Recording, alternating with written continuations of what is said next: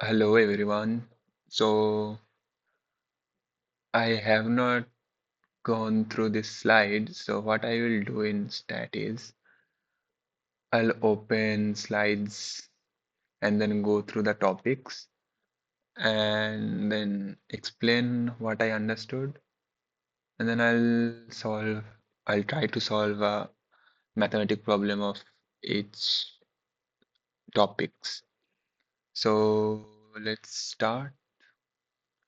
So from the first slide, the important fact is the columns, the headings are called variables. So annual sales is a variable, earning per share is a variable, and then the rows are called elements, data RAM, energy south, keystone. These are elements, and each row is a observation. So we have five observations, and the total data is called data set. This is a data set, this is a data set, and the total table is also a data set. And I don't think if anything important is there. Okay, we had this data can be of different types. So for data categorical means categorical. We have talked about this from the day one that it's where arithmetic operations do not make sense, and then quantitative, which are basically numbers, and categoricals are non-numbers. It can be numbers, but they don't define. I mean, they are not defined by the number, like roll number. It does not explain anything. And arithmetic operation like adding roll numbers, multiplying roll numbers does not do anything. So there are two types of categorical, nominal and ordinal. Nominal means the categorical variables where order does not make any sense, like names. You understand? Like Ram, Sam, the names, there is no order in those. And ordinal, where the categorical variables have some order. Like let's say there are ratings of a product and it's very good, good, okayish, bad, very bad. So those have some order, but it's still categorical. So those are ordinal. And in quantitative, we have discrete and continuous, and both have interval and ratio.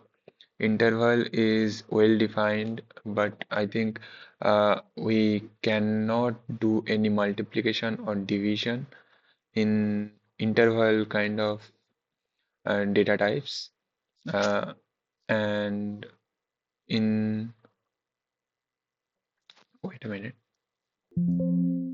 Yeah, so in interval, they are well defined, but multiplication or division is not valid. Only addition and subtraction makes sense.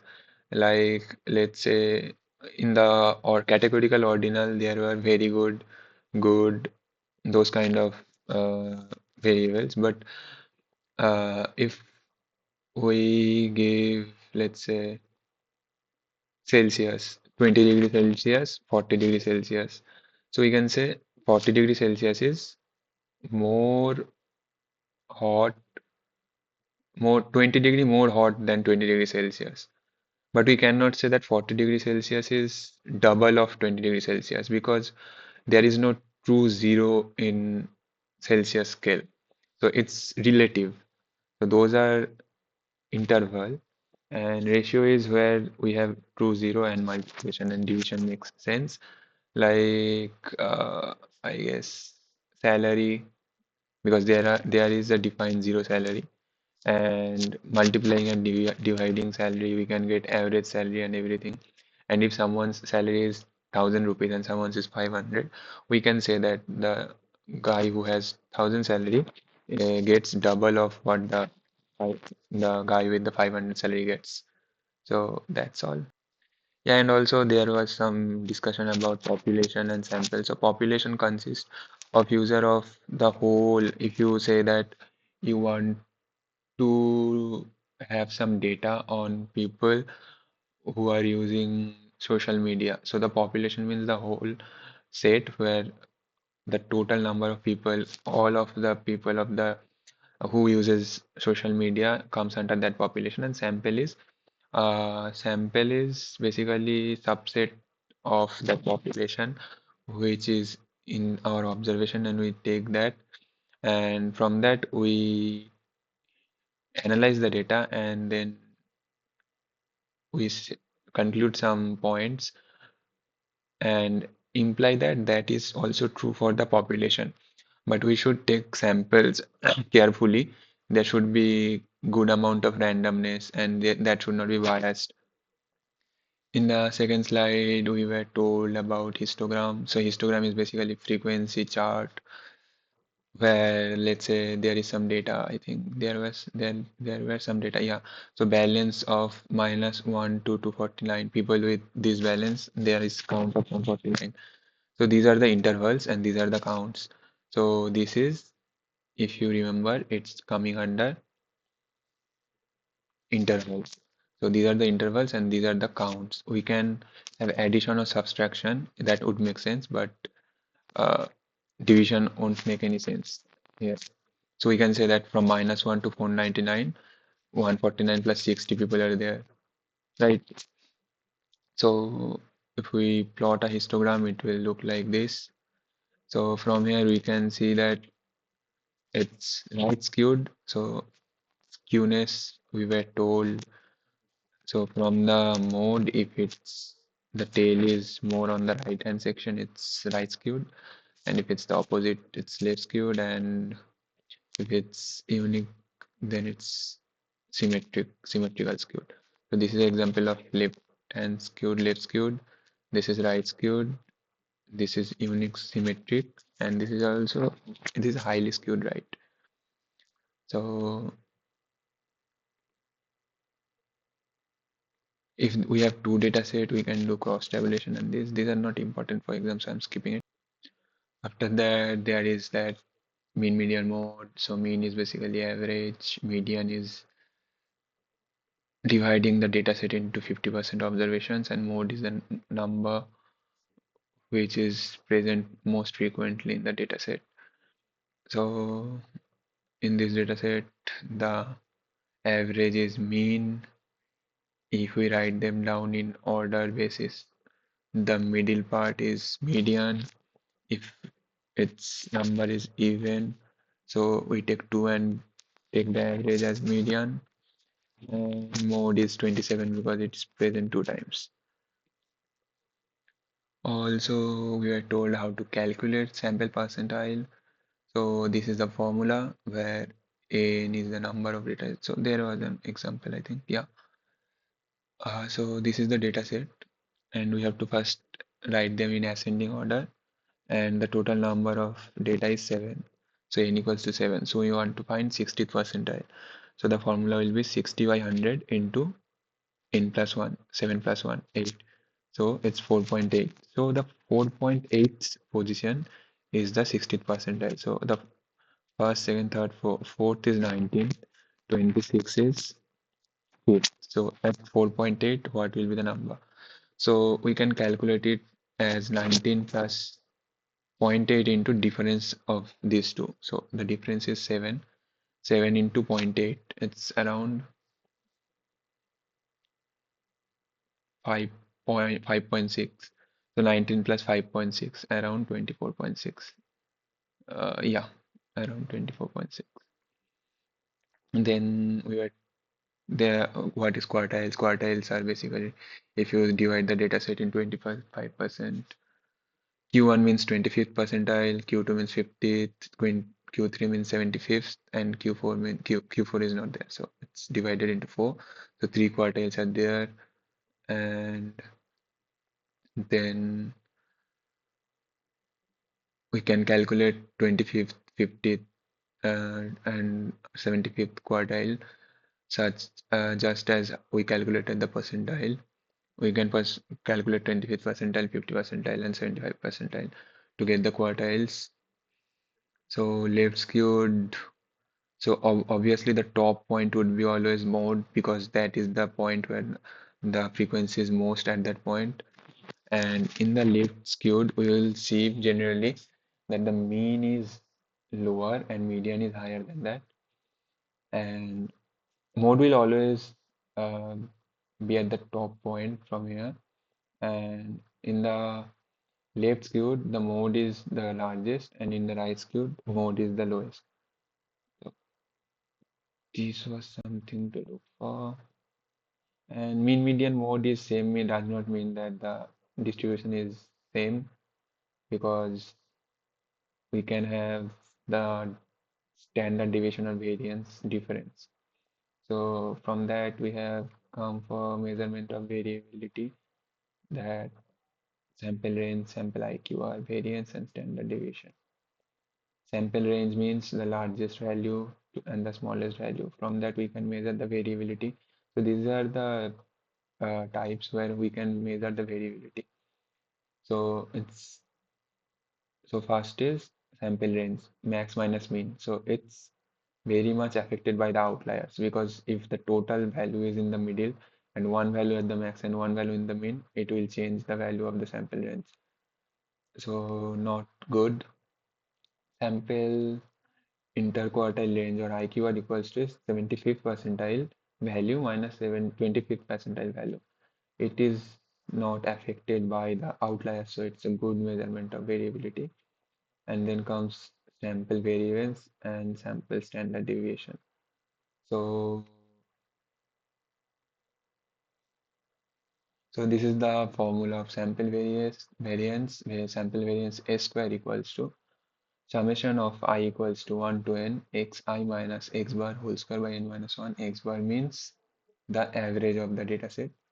So it's basically summation of the difference of each data point with its average and square of that. Okay, and sum all of them and divide it by n minus 1, so you get the average of that. So variance is basically average of each data set minus its mean square. So we use the square, because if you don't get the square, it will be automatically 0, because some values obviously will be more than the average and some value will be less than the average. And if we don't take the only the square roots, square values, because square values makes everything positive automatically, or else it will be 0. And standard deviation is root over this value. So after that, we have Chebyshev's theorem. So in any kind of distribution, we can apply Chebyshev's theorem. There are many distributions in the next slides, and we can say that I think, yeah. So if we can say that if this is a kind of distribution and this is the mean 6.9 and standard deviation is, let's say, 5 point, standard deviation is, I think they have given the value. Yeah. So 6.9 is the mean and the standard deviation is 1.2. Okay, what can you say about the percentage of users who spend between 4.5 minutes and 9.3 minutes? 4.5 to 6.9, the difference is 2.4. So 2.4 means, and standard deviation is 1.2. So from 6.9 to 4.5, it's 2 standard deviation, because the difference is 2 into standard deviation. Also same for 9.3. So both side it's 2 standard deviation. We take the average of both side. So 2 plus 2 by 2, basically 2. So Chebyshev's theorem says that in this 2 standard deviation range, the percentage uh, how much users who are present in this range is 1 minus 1 by z square. So let we tried doing it in paints. So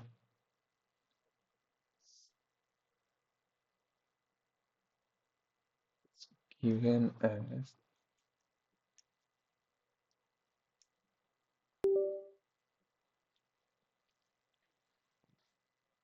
so sorry,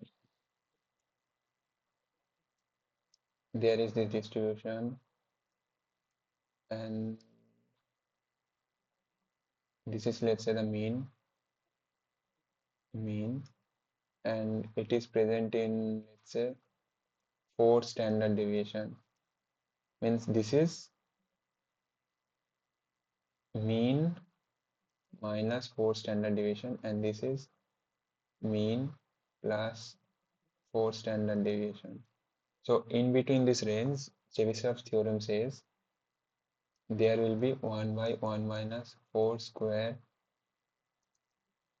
percentage of the data present. So it will be 1 minus 1 by 16 or 15 by 16 into 100. So this percentage of the data will be in this range. So how we come to this 4 square?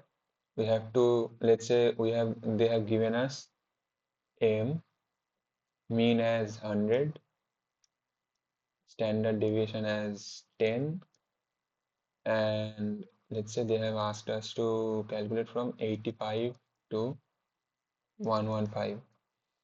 So it's basically, you can see 15 in the both sides, so 1.5 in the both side, 1.5 in the left hand side and 1.5 in the right hand side. So average of that also is 1.5. So it's basically 1.5 by 1.5 by 2 equals to 1.5. So the total percentage will be 1 by 1.5 square. It's calculated whatever the percentage is. If you multiply it by 100, you will get the percentage. So what if they have given us some different, let's say from 80, so mean is 100 and median is, sorry, standard deviation is 10, and given us around 70 to 110. So in the left hand side, it's 3 standard deviation, and the right hand side, 1 standard deviation. So we can average it out, and 3 plus 1, 4 by 2 equals to 2 standard deviation. So it will be 1 minus 1 by 2 square equals to 3 by 4 or 75%. So this is Chebyshev's theorem. Then measurements of association between two variables, we can calculate it using covariance and correlation. So covariance for two variables is denoted by this formula. So it is basically, if you see, says when the difference between each data point with its mean multiplying by the second variable's data points difference with the mean of the second variable, average of that. So how it calculates the relation between two variables is if x is changing at xi point, how much y is changing at yi point, depending upon its mean value, and then make the average of it. So it will check how much, if x changes, how much y is changing. Okay, so there are these points you can calculate. So if you see how they are coming into this point is xi minus x bar. So first calculate x bar and y bar. So it's, I think, 3 points are 10 points are there, 1, 2, 3, 4, 5, 6, 7, 8. Yeah. So x bar is 3, y bar is 51. Now you have to calculate xi minus x bar. So for the first value, it's 2 minus 3 minus 1. Second value, 5 minus 3, 2. So minus 3 with each value and write it down. Then minus 51 with each value and write it down. And then multiply it in each value. So 1, 12, 20, 0, like that. and the total value is 99, and the number of sample is 10, so 10 minus 1 is 9, so 99 by 9, 11 is the covariance. Okay, so and correlation is covariance. So why covariance is not that much effective in our course at least is because this is multiplication of two variables, right? X. So let's say xi is unit of uh, number quantity kilo. This is the kilogram of flour sold, and this is the price of that. So we are checking that covariance of how much flour if we are selling, how much price is changing.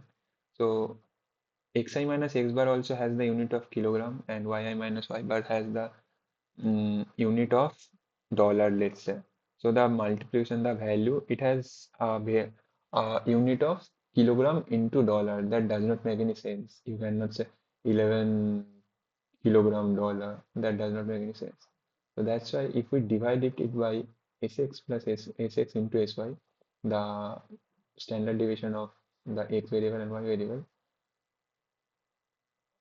sx has a unit of kilogram and sy has dollar. So it will uh, cross, we can cross it from the both side, and it will be a unitless variable, and it will always be from -1 to 1, and we can understand how much the variability is in the correlation. Okay, so let's solve some problems. So for this question, let's say we have mean, median, we have to calculate first quartile, third quartile, range, interquartile range, and variance and standard deviation, right? So, so first, let's say we have option of Excel. So just copy the data set into your Excel, and then you have to find mean. So for that equals to mean, mean is average, sorry, average, and then select the whole data set. Median is, then select the whole data set. Variance,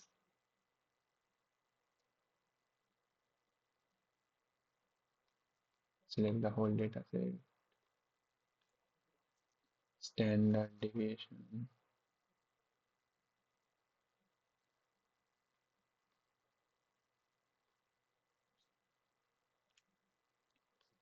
quartile.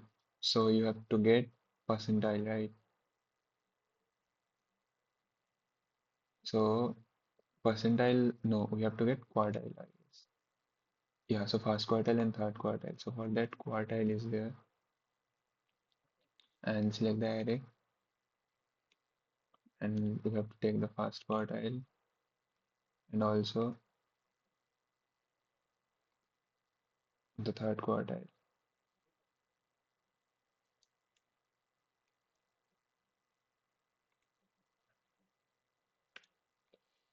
And we have to take the range. So range is basically max of the whole minus mean of the whole. And interquartile range is third quartile minus first quartile. Okay,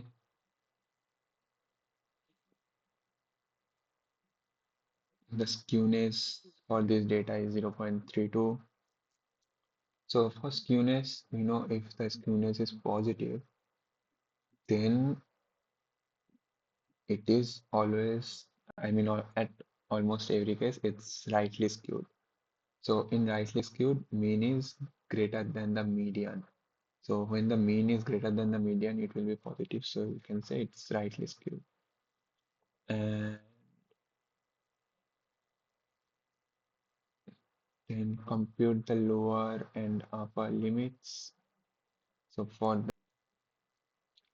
to compute the lower and upper limit, lower limit is for distribution is first quartile minus 1.5 into IQR.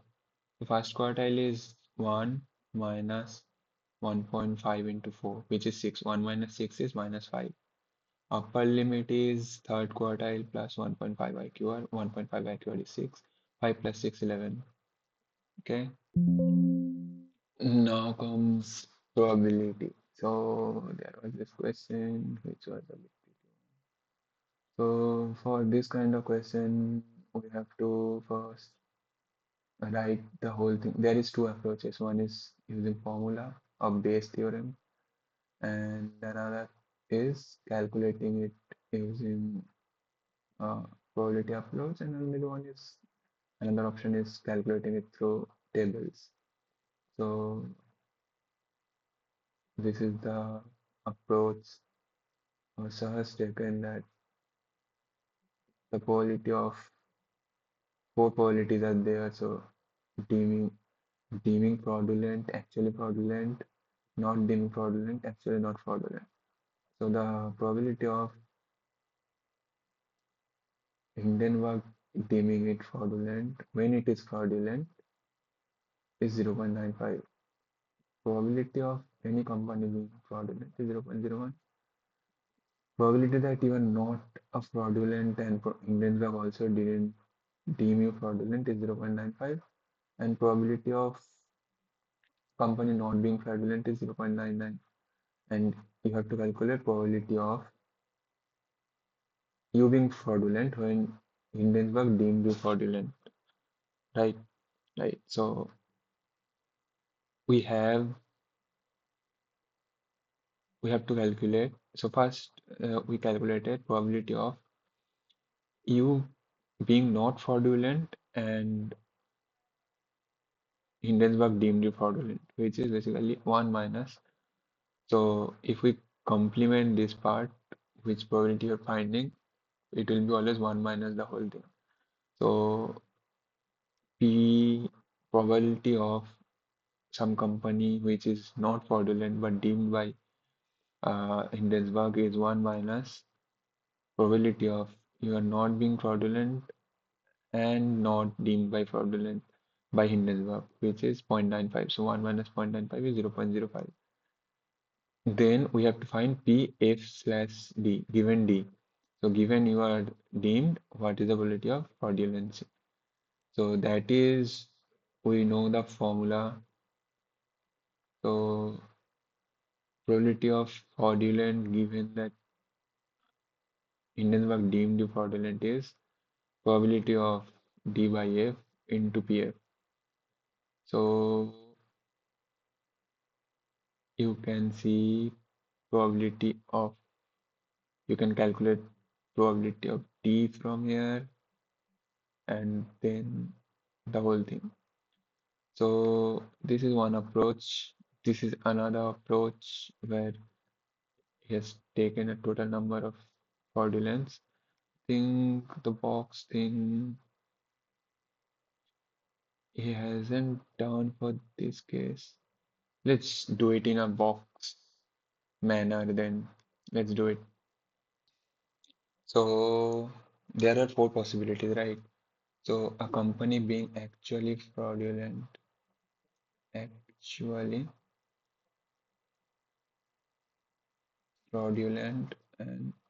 non-fraudulent. And another probability is Hindenburg deeming them fraudulent and not deeming them fraudulent. So it's given that 1% of, let's say the total number of companies 10,000. Okay. So 1% of it is fraudulent. 1% of 10,000 is 100. 10,000 into zero point 0.1. And non-fraudulent is 9,900. Total is,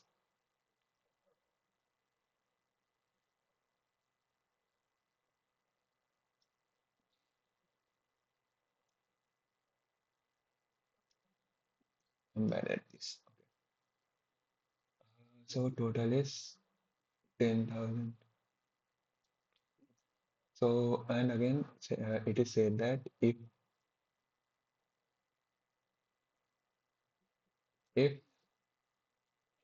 you are fraudulent,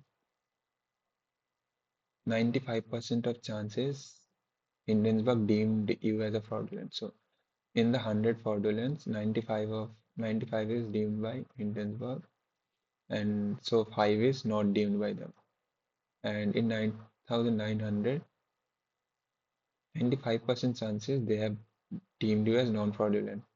So 9,900 into 0.95, that is the number of non-deemed. So 9900 into 0.95, which is uh, let me check once. Yeah, that is 9405. 9405. So you are a non-fraudulent company, but Indians were deemed you as fraudulent is the left out. 9900 minus 9405. 495. It's 495. So 495. So chances of your company getting deemed as fraudulent by Indian Bank is 495 plus 95 is 590, and chances of your company getting as non-deemed is 9410. So now they have said is the question was Hindenburg has deemed the company. Hindenburg has deemed the company. So what are the chances that it is fraudulent? 95 by 45, sorry, 590, which is 0.16%. 0.16 equals to 16%. So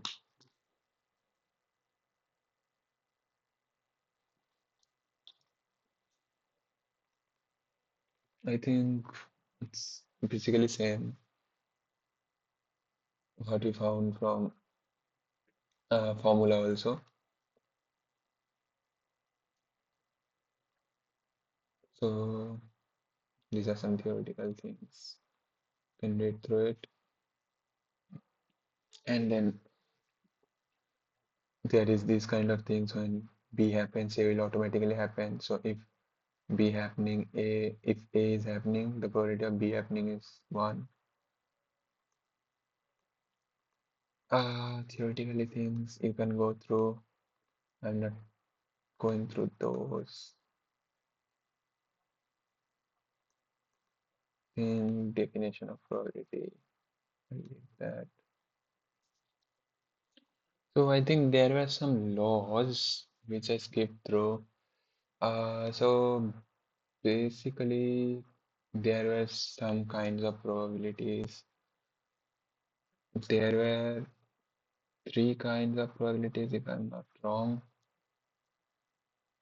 Let me check once. So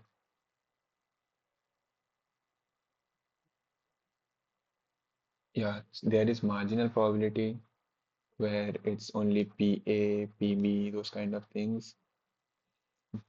Then there is joint probability, like two mutually exclusive probability P, A intersection B. This is joint probability. When P and A and B both are happening, these kind of probabilities are called joint probability. And then comes in conditional probability where probability of A given B is happened. So the formula of conditional probability is P A intersection B by PB. Okay, so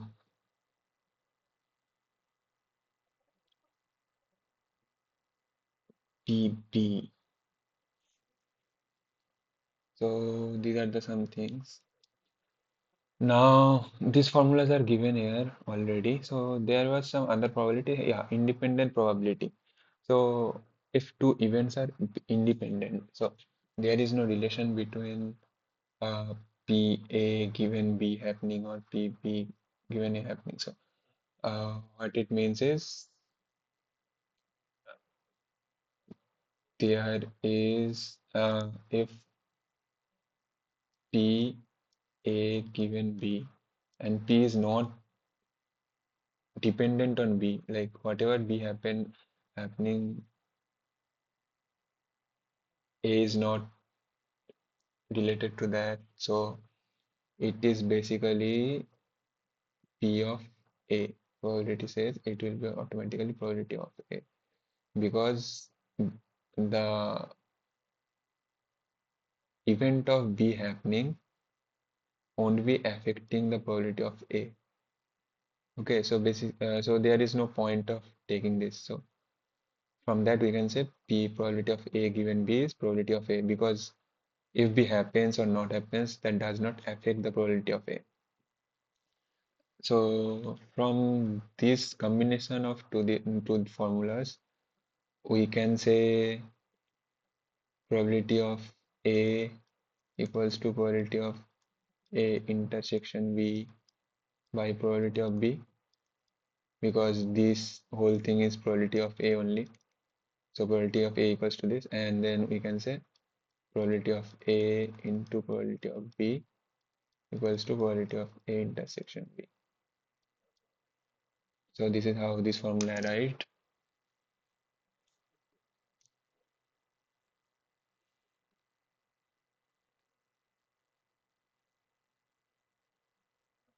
And this multiplication law is same. It came from this formula also. P of A intersection B equals to PA given B happened into PB. So these are some things which were given.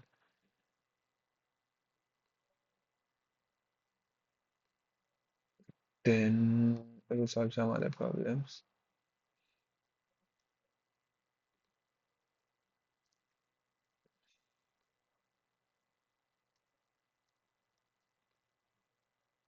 Yeah, so after that comes Bayes theorem.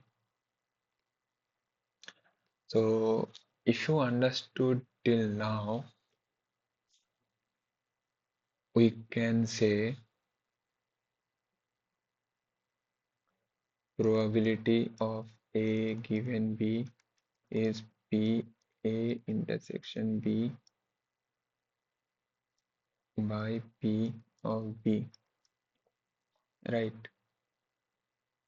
So from where it came from, let's have a visual interpretation. Okay, so let's say this is the whole set and there is this, there are three probabilities and there is another event of B. Select some other.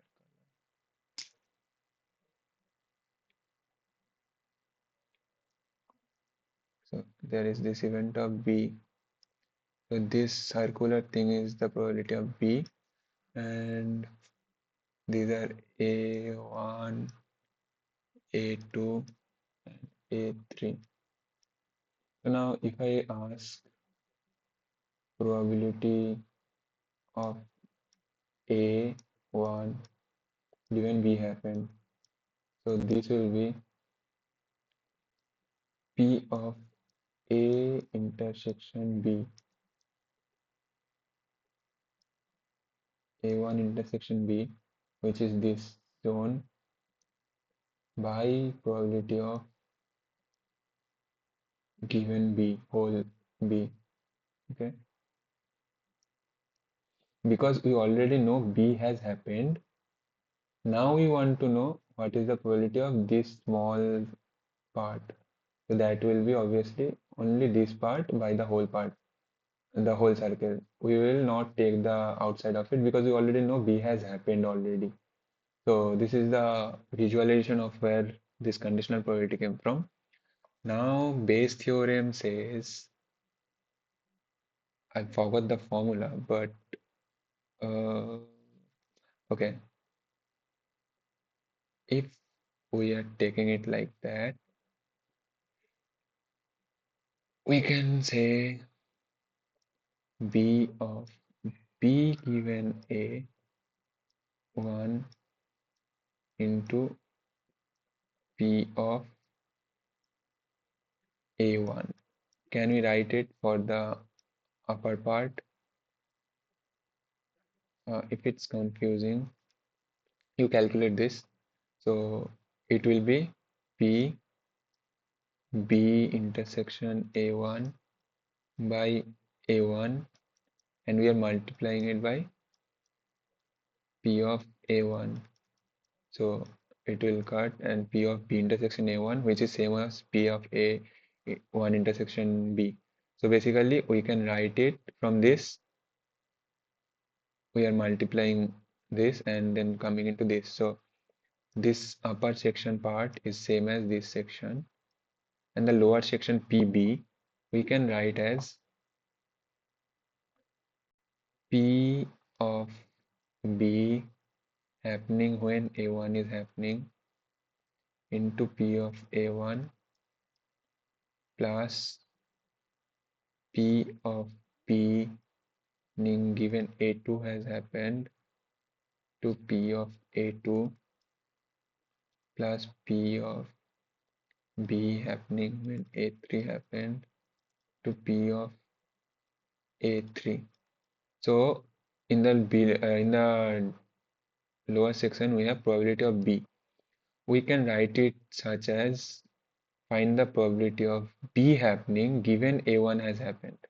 Given A1 is happened, probability of B happening is P of B intersection A1 divided by P of A1. That is how we found the conditional probability, right? If B happened, the probability of A1 happening is A1 intersection B by B, the total B, and the vice versa is if probability of B happening given A1 has happened is probability of B, sorry, I think let me check. Yeah, so what where was we? Where were we? So I'm not sure if I'm confusing you or not. Huh. So if you understood the visual representation, what is the probability of P, probability of A1 given B has happened is P of A1 intersection B by P of B. So it is basically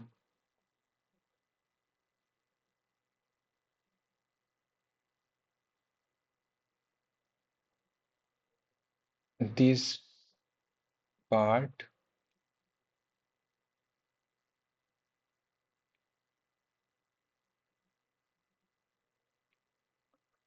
given by the whole circle part. So because we know that B happened, what is the probability of small this part inside that? So that's how the visual representation I understood at least. So now from this we have to calculate, we have to know how Bayes theorem came. So you can skip it if you think remembering Bayes theorem is the better option. Yeah, so let's say let's see from here we have a denominator part, we have a numerator part. So let me show you how Bayes theorem looks like the formula. Uh, yeah, this is how the formula looks like, and we can derive this formula from this understanding only. If you understood this visual representation, you don't have to remember the whole formula. If you can remember the formula, you can skip it, I guess. So we know that this is true, right? If you understood this part. Now we have this image which we were looking at. There are these three probabilities, and then there is a new probability of this part. This is called B. These are A1, A2, and A3. And this is B. The whole thing is B. Inside the circle is B. Now,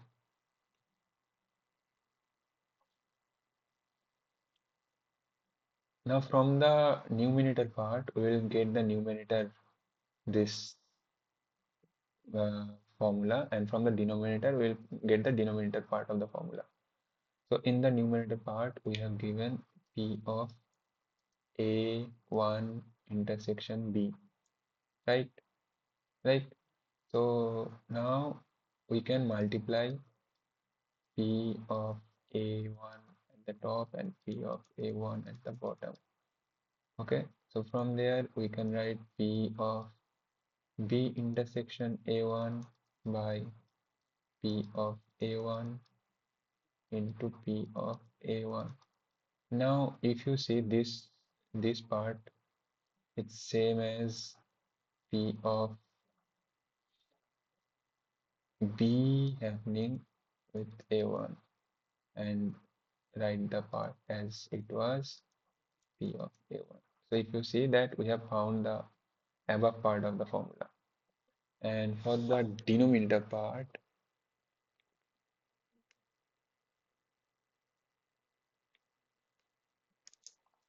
we have only PB, right?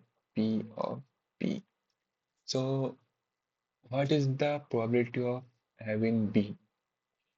So if you know what is the probability given probability of B given A1,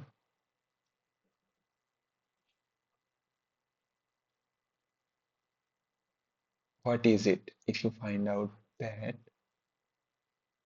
plus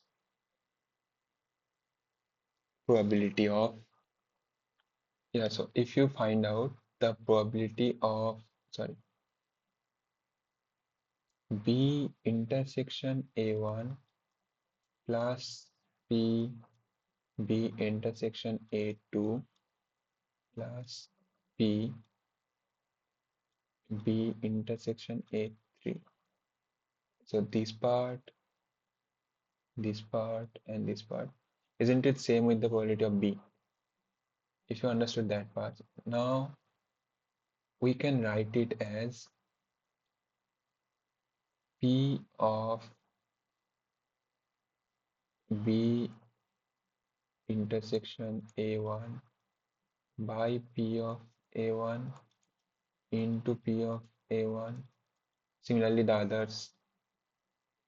And we can then look at this part, which looks like P of B given A1, right? From the conditional probability, and into P of A1.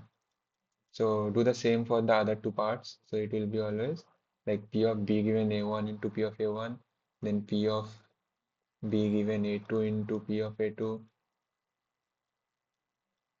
dot dot dot. So all of those, there are, we have taken three only. If there are multiple mutually exclusive probabilities of A1, A2, A3, which completes the whole set, then we can arrive at this formula, which is the denominator part. So personally, I don't like remembering formulas, so I understood it like that. So yep. So now let's do that maths again with the Bayes theorem part. Where was it? Yeah. So here,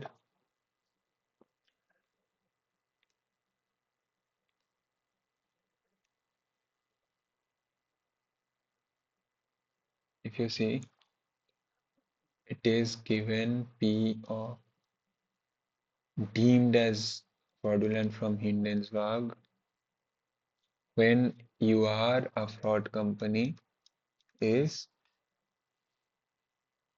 0.95, probability of not deemed as fraudulent when you are not a fraudulent is 0.95, probability of being fraudulent of a company is zero point 0.1, probability of company being not fraudulent is 0.99,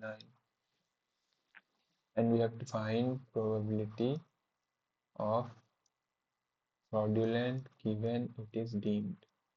So using formula we can use probability of A given D is probability of D given F into probability of F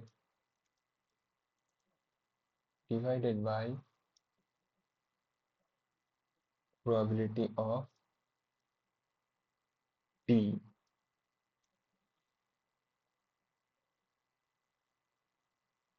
which further we can calculate as probability of D given F into probability of F by probability of D given F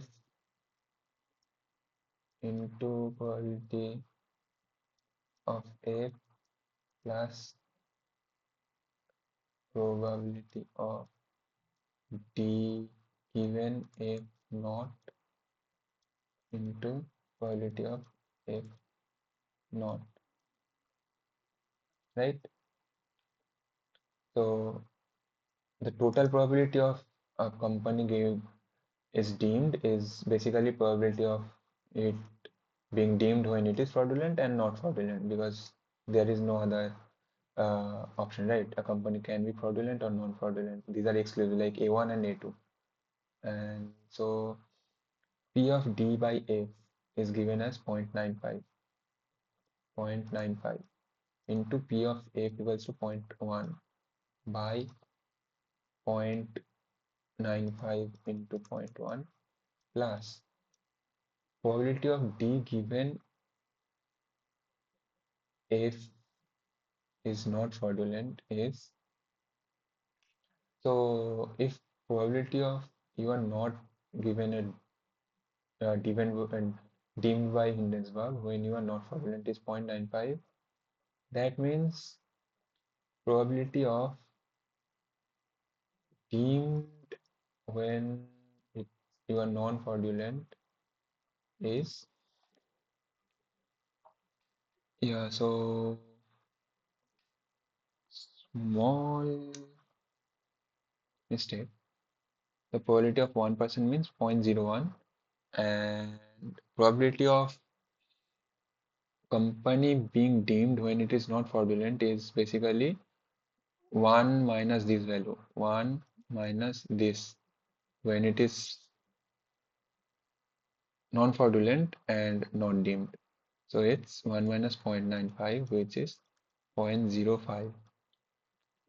So 0.95 into point, and this is 0.05 into P of FC is given 0.9999. So it's, you can see, so give did the same thing. It's 0.1610. So you can do it from that tabular method also and from the formula also. Yep. Now comes the new topic, probability distribution. So, yep, and there were some theoretical things which I'm not going to cover. Sorry. Mm, so total probability is always gonna be one, and every probability should be greater than or equals to zero. There is no negative probability. So this is kind of a probability distribution, how it looks like that. The probability of say getting zero number of automobiles sold in a day is around 0.2, 1 is 0.4, 2 is 0.2. The total number, if you sum that all of it, it should be always 1, and each value should be 0 or greater than 1, sorry, 0 or greater than 0. and the function of the probability is different. The px part, it is different for every probability distribution function, and if it is not even given, you can create a new probability function, which we will see in the next slides.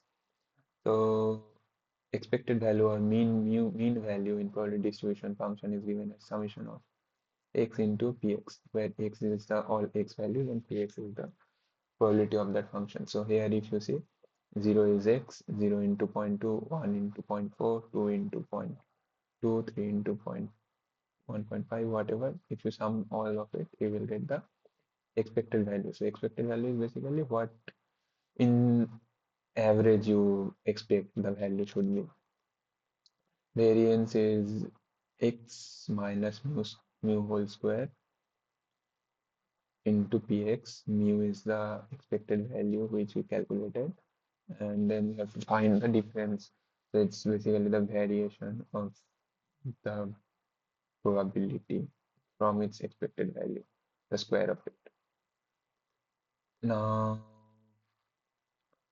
cumulative is basically adding up till certain point. So this is the if this is the distribution, if what is the cumulative probability of it being till 2 is it can be 0, it can be 1, or it can be 2, right? So that total probability of being 0, 1, or 2 is called the cumulative distribution. Now, I'll do some mathematical stuff later. So, probability distribution function can be discrete or it can be continuous. So, first we have some discrete probability distribution. The most important, I think, is normal and binomial. In binomial distribution, we have always remember when we have to put binomial distribution.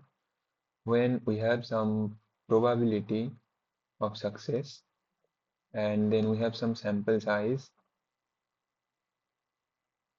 then in those scenarios, and when you understand that the uh, probability distribution should be kind of like a normal distribution, like uh, suppose the market share of Zomato is 40%. If we take random sample of 20 people who used delivery apps, what is the probability that exactly 12 are Zomato users? So market share of Zomato is 40%, right? So if you take 100 people, expected the mean is 40, and then you are taking 20 people and checking how many are from Zomato people, right? So those kind of places you will apply binomial distribution. So this is the Excel formula. So where you have to give binom dot dist, and you can see here, right? So you have to give numbers like what you want to find. So here we want to find probability that exactly 12 are user of Zomato. So it's basically binomial distribution, it is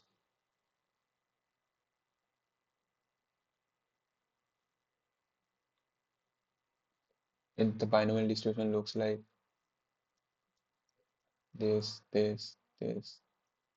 kind of like this, like a normal distribution but in discrete. So now you can find that what is the probability of it being this value. Let's say 1, 2, 3, 4, 5.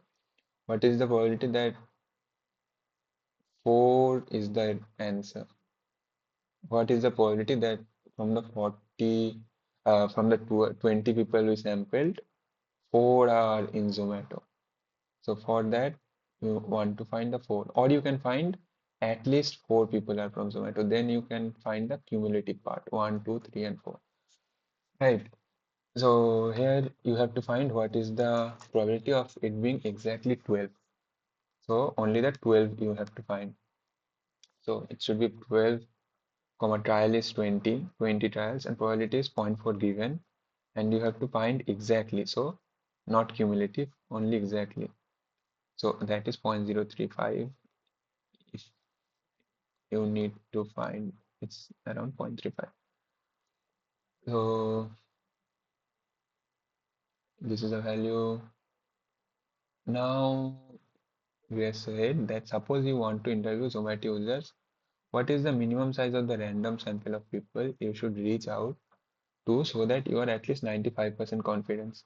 95% confidence just means 95. What is the minimum size of the random sample of people you should reach out so that when you find that uh, there is at least 20 Zomato users, the probability of it should be more than 95. So the confidence level basically means the probability. So we know that if we take 20 people, the probability is 0.35, right? So if we write 20 here and sorry, yeah, 20, yeah, and so it's 0.35. Now if we write 21, 22 like that,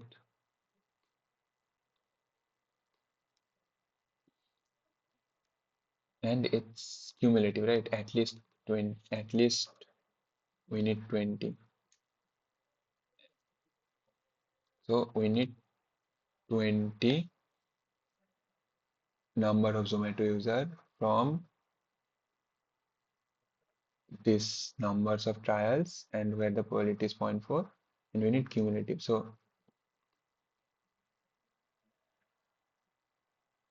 from sorry. So in the problem statement, they have said that we have to take how many number of people such as the probability is zero point 0.4 and we have to find 20 people from there who are Zomato users, right? Right. So let's say from so at least 20 people are Zomato users, right? So let's find out if we take 20 people, how many what are the chances that numbers trials zero point 0.4.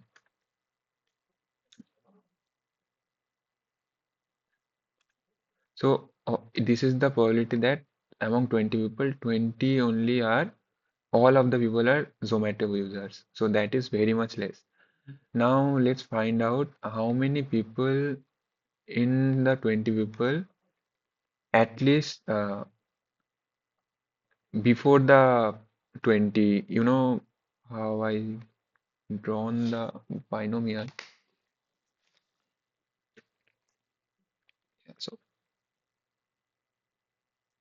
if this is the number of people who are Zomato users among that, so let's say this is the total is 20 people and among them the probability of people being Zomato user as 20 is almost zero. Now, but what is the probability that at least 20 people from who are Zomato users at least? So that should be the right hand section of the graph, right? So as so if we have to find the these sections, we have to we can calculate 1 minus probability of people, at least 19 people who are Zomato users. Probability of 19 and it should be accumulated. So x, so it's basically 1 minus probability of x less than equals to 19. So it says that let's say we have taken x number of people and the probability that them being Zomato user is zero point 0.4.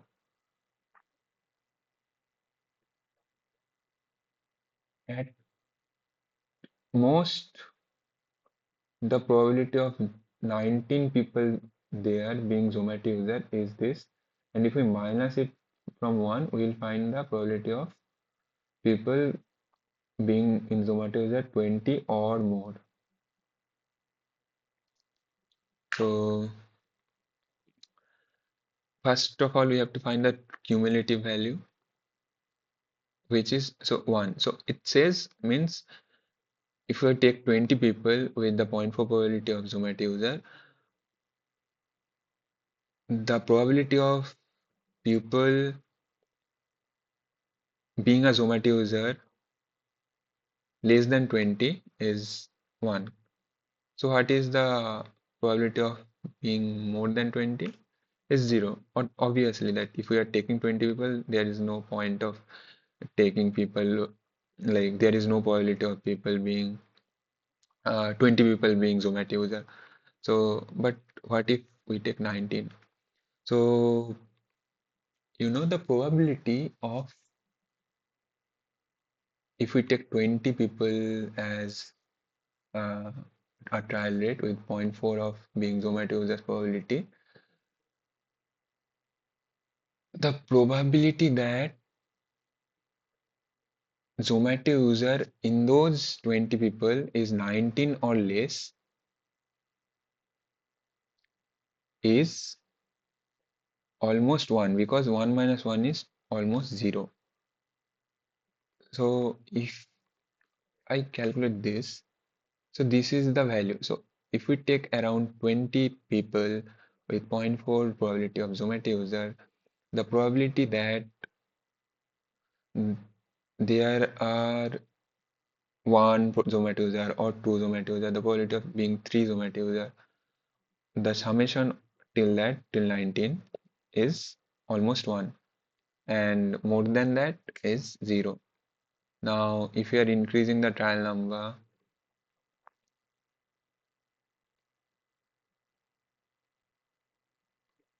sorry, it should not be 20. We are using this value. And then, so you can see that and the value is 65. So when the trial rate is 65 with the Zomato user probability being zero point 0.4, we can say that the probability that Zomato users being less than or equals to 19 is around 0.05 as the 1 minus point the probability is 0.95, right? So it's 20 or more is the probability is 0.95 and it's 19 or less is 0.05. So that is how we calculate this problem. Then there are some, to take it as a binomial distribution, we have some conditions which should be met. And then in binomial distribution, the equation is px equals to npx 1 minus p to the power n minus x into p to the power x, where x is 0, 1, comma 2, comma dot dot dot n. So n is the number of trials and p is the probability of success in one trial. Okay, so this is the binomial distribution. So for binomial distribution, you will have a probability and you will have number of trials. Okay, and then you have to find exactly or to this point those kind of situations. And the mean value is n into p and variance is sigma square is np into 1 minus p. Okay, so you can go through the problem. Many companies use a quality control technique called acceptance.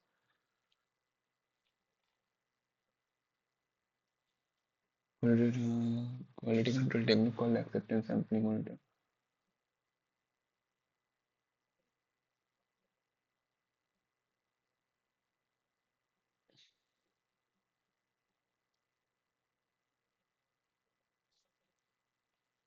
So I'll do some maths later. Poisson distribution is where you will only have one variable that this average number of visitors to your hotel store is 4 per hour and it will be connected to time at the most cases. So in average the visitor is 4 per hour. So what is the probability that exactly 10 people arrive here at your stored in hours, so it will be Poisson dot dist x is being 10, mean is 4, and it's exactly 10 so false. So it's very much less probability, but it is there. So then there are formulas for its uh, mean value and variance. It's same for Poisson. It's some unique thing about it, and it's the formulas are also given. You can look into it.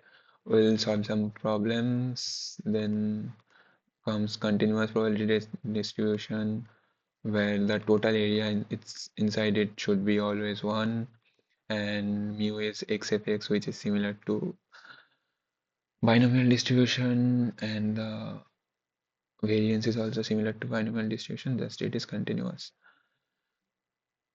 Cumulative is the same. Now I guess we didn't do this problem. We didn't, right? Or we did? No idea. Suppose that x is continuous and a variable whose probability density function is given by this. What is the value of c? Find p x greater than 1. Yeah, so we know that the total area inside the uh, continuous probability should be always 1. So the integration of this fx should be 1. So by calculating that, we find that c is equals to 3 by 8. And now we have to calculate p x greater than 1.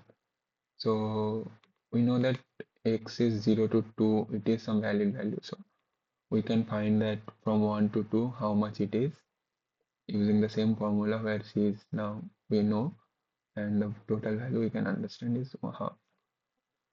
Uniform distribution is where the distribution is uniformly distributed and the whole area will always again be 1, because it's from 120 to 140, so 20 values are there. So the something he told us this line is, I think it's 1 by 20. The whole it will be always same in continuous uniform distribution. Then comes normal distribution, properties of normal distribution, exponential distribution. So exponential distributions are used in this kind of scenarios where, let's say, arrival of in a queue is 10 seconds on average. So we know that the average is 10 seconds and it is exponentially distributed. We are assuming that. So what is the probability that people are gonna the probability of that, the time between arrivals is between 5 seconds and 15 seconds. In exponential distribution, we assume that it is exponentially distributed because in this kind of scenarios, average waiting time, when people come in the queue, they come in a bunch, right?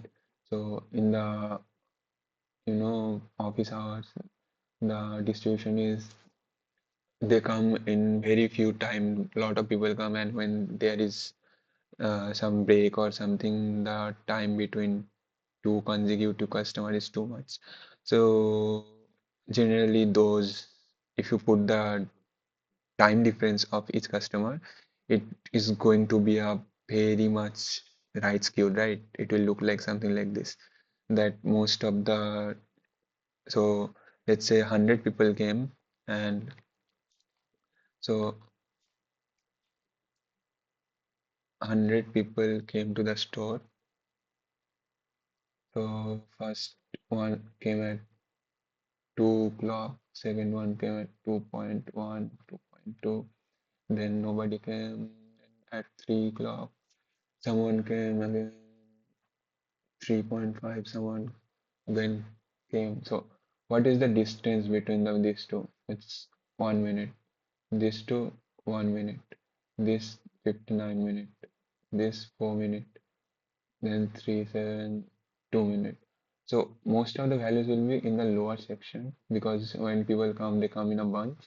and then when it's break or something, some outliers will be there which will be in these cases, and it will be making the mean a larger, and it's making it a right skewed. So there is some Poisson distribution formulas, and that's all. Let's solve some problems. Okay, okay, let's do some problems and complete this video. I don't even know if anyone is watching it. Uh, but it's for my revision, so I'm fine with it. Let's go. So this is the web assigned 2. These are some basic probability. The probability distribution is valid. Explain the probability distribution is valid because every probability function is greater than or equals to 0 and the total sum is 1. And what is the probability spectrum will obtain more than 4 lakh subscribers? So more like 4 lakh is 0.10 and zero point 0.5. So 15, 0.15.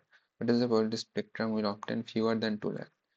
Fewer than 2 lakh means 1 lakh, 0.05. Because of its discrete, so we are not taking the exact value, we are taking the less than that. And if it would have been a continuous probability distribution, we could have taken the exact value also.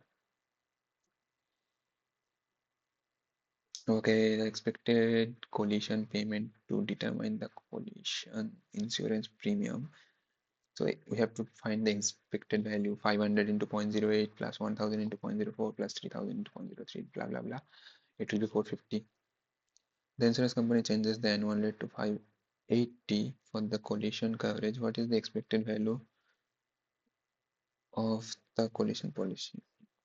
Expected payments from the company minus the cost of coverage. So 450 minus 580. So these are the tabular kind of probability problems. So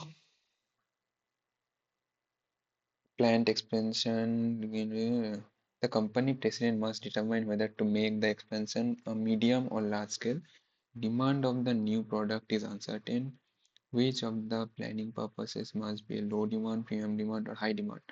The probability estimate for demands are this and that, letting X and Y indicate. So demand is low, medium, and high, uh, and corresponding medium scale expansion profits are these, and the X values are this, and the probability of Fx is this. So compute the expected value in thousands of dollars for the profit associated with the two expansion alternatives. 5 into 0.2, 150 into 0.5, 200 into 0.3 will give you the medium scale. 0 into 0.2, 100 into 0.5, 300 into 0.3 will give you 140. Because, yeah, so because the expected formula was x into px. So this is x, this is px, x into px, summation of x into px. Now compute the variance of the profit associated with the two expansion alternatives. So if we remember correctly,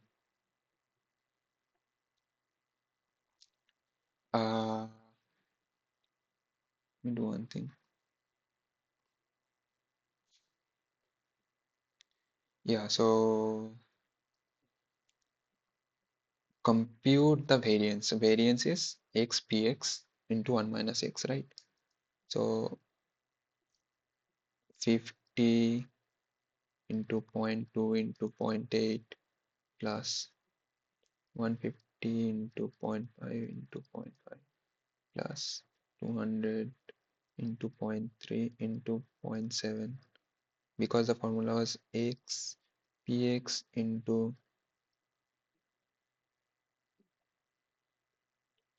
1 minus px. Sorry, so the formula was variance is x minus mu whole square into px. So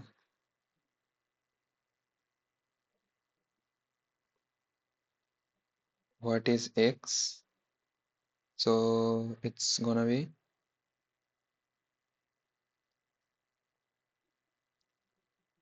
50 minus 145 into 0.2, 150 minus 155 into 0.5, 200 minus 145.3.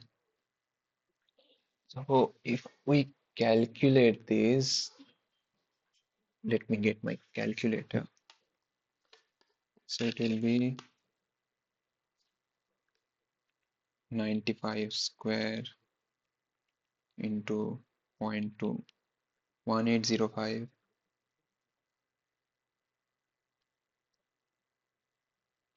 1805, 25 into 0.5, 12.5, and 55 square into zero point 0.3, 907.5, 907. So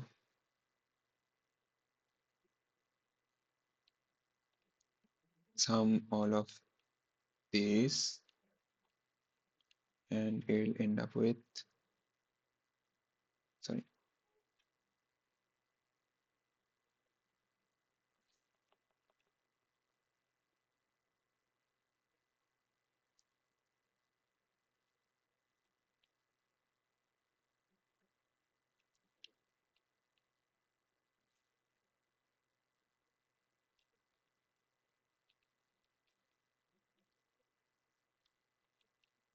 2725.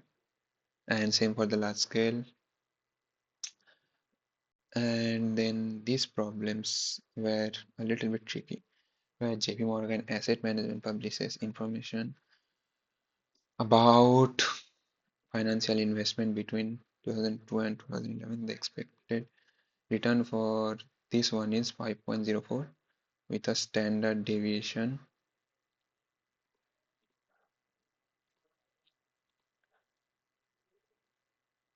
So two probabilities are given and two standard deviations are given. The publication also reported that the correlation. Okay, so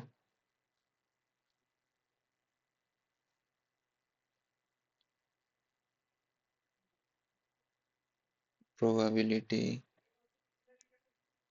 of x to 5.04, t of y equals to 5.78, s of x equals to 19.45, of y equals to 2.13. Now correlation we know is sxy by sxsy equals to minus 0.32. So covariance should be minus 0.32 into sx into sy, which is drum rolls 0.32 into 19.5 into 2.13, 13.25712, which is the correct answer. So after finding it, construct a portfolio that is 50% invested in an S&P index fund and 50% in a core bond fund in percentage terms. Where are the expected returns and standard deviation for such portfolio? So there was this formula, I guess. Yeah, this formula. So in this formula, we can see variance of ax plus by plus c equals to a square variance of x plus b square variance of y plus 2ab covariance of x plus y, x comma y. So we know the covariance now, which is 13.25712. Now we have to find the standard deviation for the different portfolio. So we know that from that formula, where was it? Yeah, variance of ax plus by we have to find out. Variance of 50% of S&P, 0.5 of x plus 0.5 of y. It is equals to zero point 0.5 square, 0.5 square, 0.5 square into var of x square, variance of x square.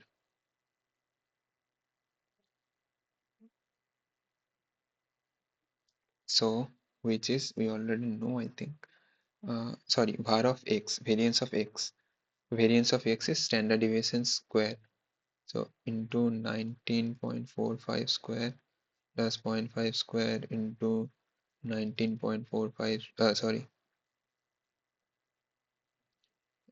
2, sorry, 2.13 square plus 2 into zero point 0.5 into zero point 0.5. Covariance is 13. Is it square of covariance? We'll see. That's, yeah, covariance is just covariance equals to minus 13 point dot dot dot whatever the value is. So calculate it. You will get variance, and then root over it will be standard deviation. So root over this whole thing is, let me calculate. So the calculation will come up as 9.44. 9.44 is the new standard deviation. And what is the expected return? Expected return is nothing but weightage average. So weightage average is zero point 0.5 into 19.45, sorry, 5.04, zero 0.5 into 5.04 plus 0.5 into 5.78.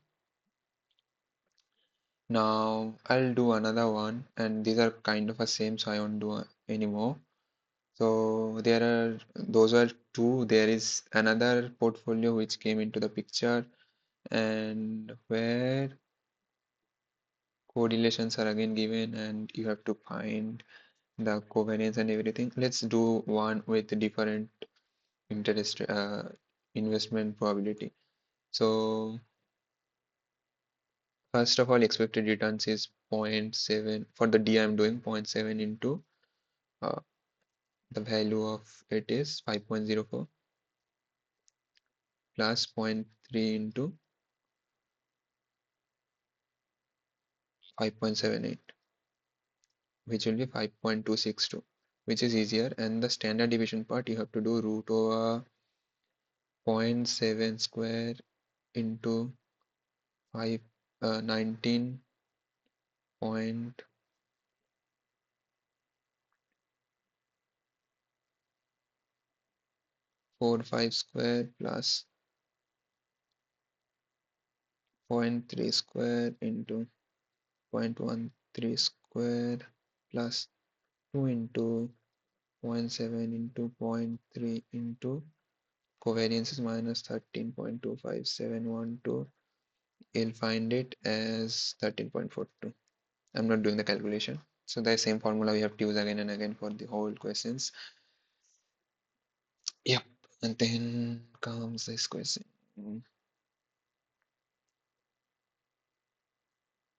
So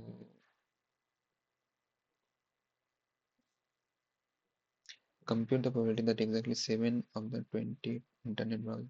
So according to the NET application, Google Chrome browser expected 20% of market share with 20.37 share of the browser market. Okay, so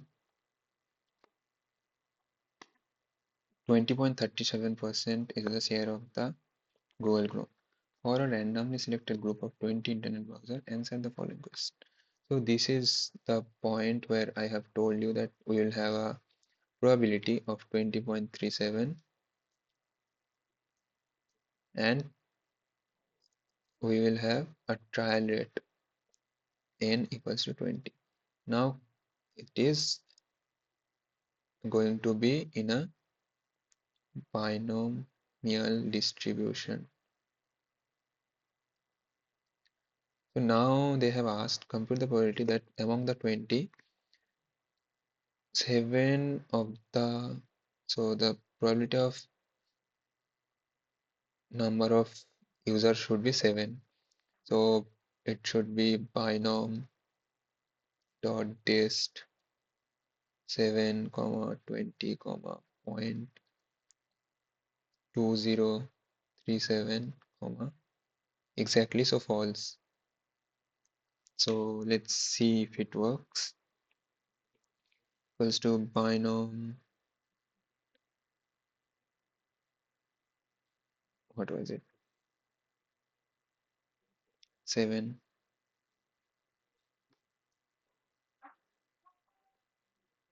7 comma 20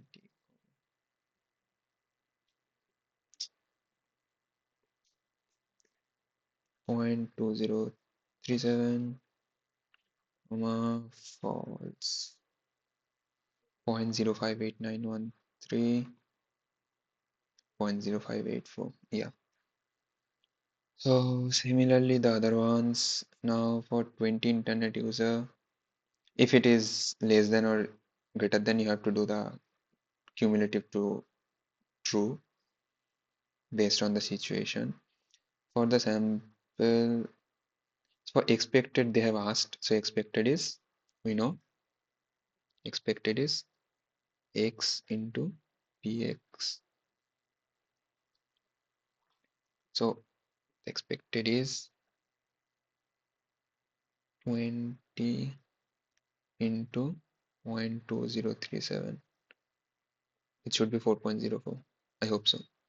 And then variance. So variance they have told us is 20 into 0.2037 into 1 minus 0.2037. It is x px p. Uh, let me see it once. So it's binomial distribution, right?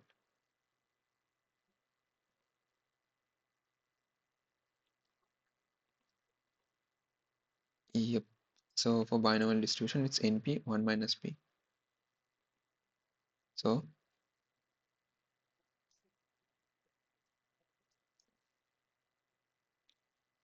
20.2037 1 minus 0.2037, which will be 3.24, and root of it is the standard deviation. So that's that. Then comes questions of, I think, yeah, this is a Poisson distribution. Why? Because only one value is given and it's 10 passengers per minute. So compute the probability of number arrivals in 1 minute period. So probability of no arrivals. So zero should be the arrival number. So you will understand in the Poisson distribution uh, how many, it's zero. So the calculation should be equals to Poisson 0 comma 10 comma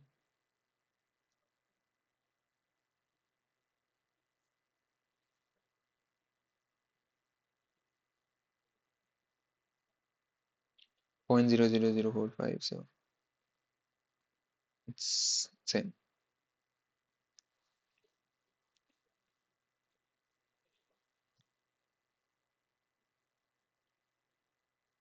Now compute the probability of three or fewer. You have to do accumulation as true. Compute the probability of no arrivals in a 9-second period. So they have said that 10 passenger per minute people comes, right? So you have to calculate what is the number of people that come in 9 seconds. So in 1 minute, 10, in 60 second, 10, So in every 6 seconds, one passenger come, right? Right. So no arrivals in. So in 9, it's 1.5, right? So it should be 0, 1.5. Poisson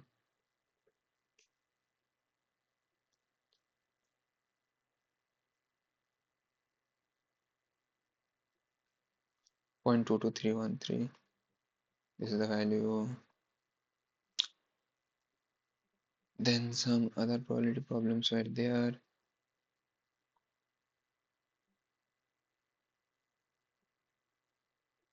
Yeah, so let's do the last one. News hours. I'm tired. And news hours reported 39.4% Americans between the age of 25 to 64 have at least two college degrees. Assume that 35 Americans between the age 25 to 40 were selected. And this is binomial distribution. I'm not going to do this. Okay. Now some problems of some other distributions, normal distribution, let's say. According to this is any state at 75 median had the highest median. Maryland had the highest median annual household income at 75.847 and the normal distribution with a median of 75.847. So it's normal distribution. So it's mode equals to mean equals to median. So 75.847 is the median and standard deviation is 33,800. So what is the probability that the household in Maryland has an annual income of 90,000 or more? So we have to find the probability of 90,000 or less and find the difference 1 minus answer.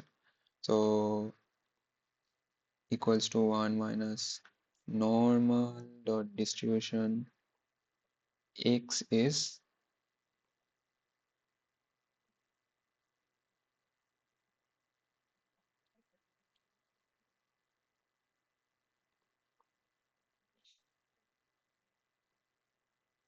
75,847. Sorry,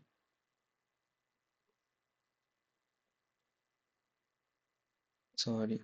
What we have to find is 90,000, right? So 90,000, 75,847, standard deviation 30,000, I guess, 33,800,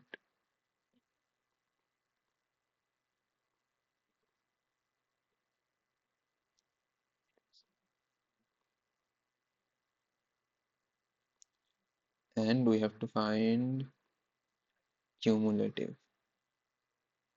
True. So it's 31.85%. Okay, it's not okay. The standard deviation I put 33,800 should be there. Silly mistake, guys.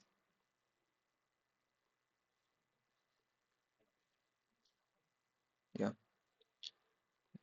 kind of this. You have to do all the questions.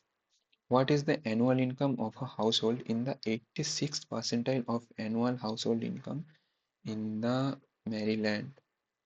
So we have to find the value at 86 percentile. Okay, that's a tricky one. Hmm, let's see.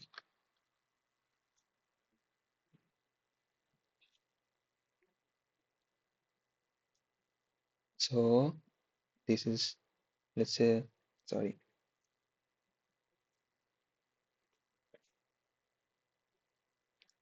this is the normal distribution. So we have to find the 86 percentile, which will be around this zone. Household in the 86 percentile of annual household in Maryland. So we can find the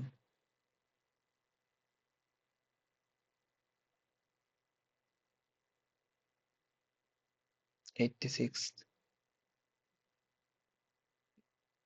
percentile.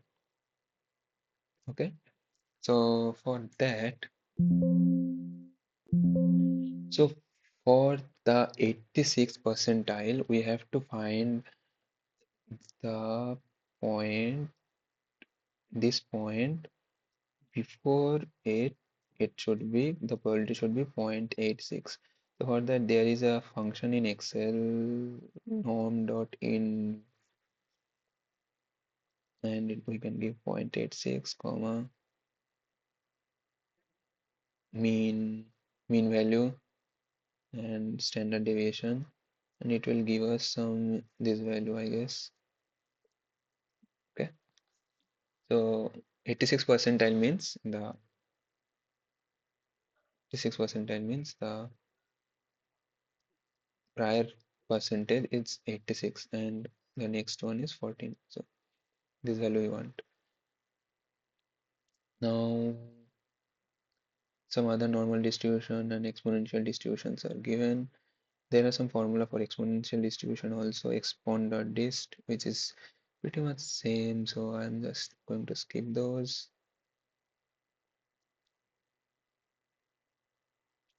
Yeah, so one question I wanted to solve was that one which was provided by our teacher. Yeah, so this will be the last question because I am tired. I don't want to do it anymore. So what is the mean value of the random variable x? So what do you mean by mean variable? Uh, Random variable x. What do you mean by mean?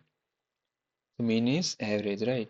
So we have to find the mean is, we know, integration minus infinite to infinite x into px, right? P of x. So here we can see the this image is divided into three parts. Okay, so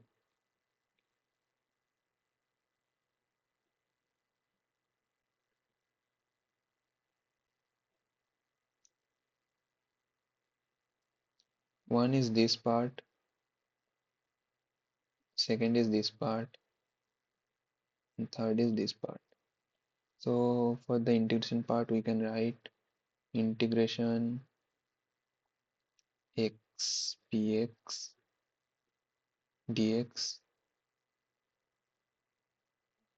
equals to integration 0 to 0.5. The value of y is basically at zero point 0.5 it's 1. So at every value it is increasing at a rate of 2x, right? So at zero point 0.5 it is 1, at zero point 0.3 it is 0.6 in that ratio. So x into 2x, which is 2x squared dx, plus integration of 0.5 to 7.75, it's basically x, px equals to 1, so x dx 0.75 to 1.75, it is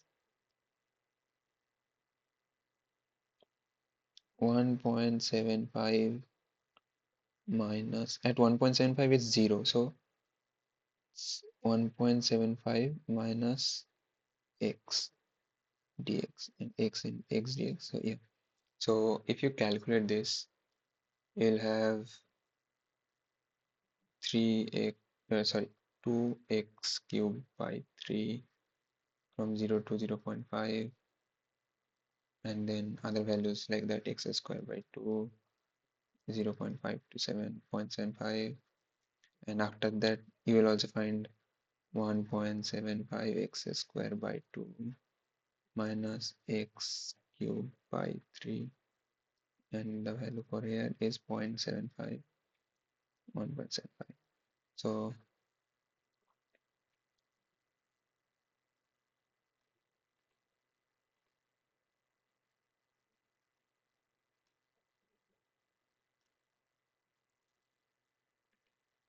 so calculate these values, you have to do is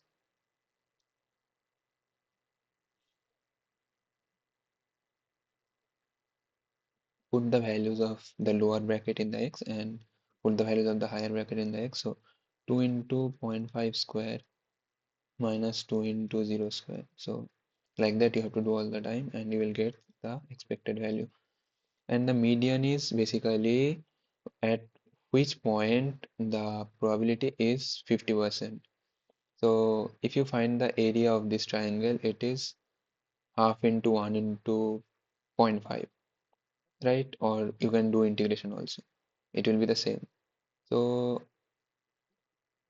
and you can find the area of this rectangle also is 0.25 into 1. So you will find that this is 0.25, this is 0.25, and this is 0.5.